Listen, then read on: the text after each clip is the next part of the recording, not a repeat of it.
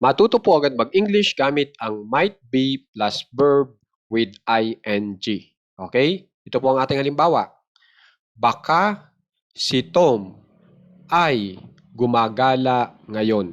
Kapag in-English po natin yan, Tom might be strolling right now. Isa pa po halimbawa. Baka siya ay kumakain ngayon.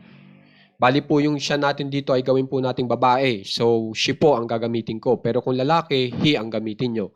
So, yung siya po ay babae, ang gagamitin natin dito, she ang gagamitin ko. She might be eating right now. Okay? Ngayon, subukan naman po natin itong naglalaro. Baka si Tom ay naglalaro. Tom might be playing right now. Okay?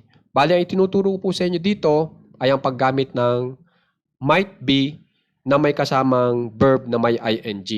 Yung might po dito ay sinasabi po natin na hula lamang yung ating nasa isip.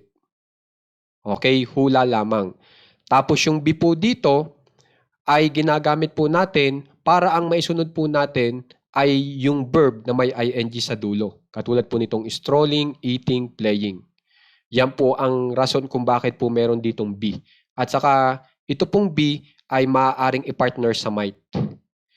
Okay? Bali, ang be po natin dito ay isang linking verb. Okay? Yung is, are, was, and were, bawal po yun. Bilang dapat. Okay?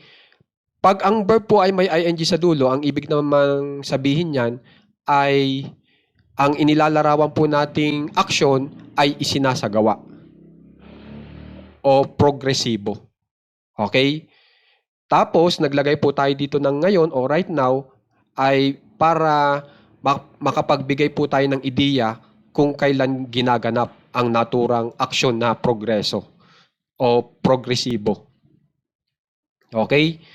So, ngayon, alam nyo na kung bakit gumagamit po tayo ng might be. Okay? Para makapagbigay ng ideya na sinasabi natin na hula lamang yung ideya natin kung ano ang ginagawa ng ating pinag-uusapan na maaaring si Tom o siya. Okay po?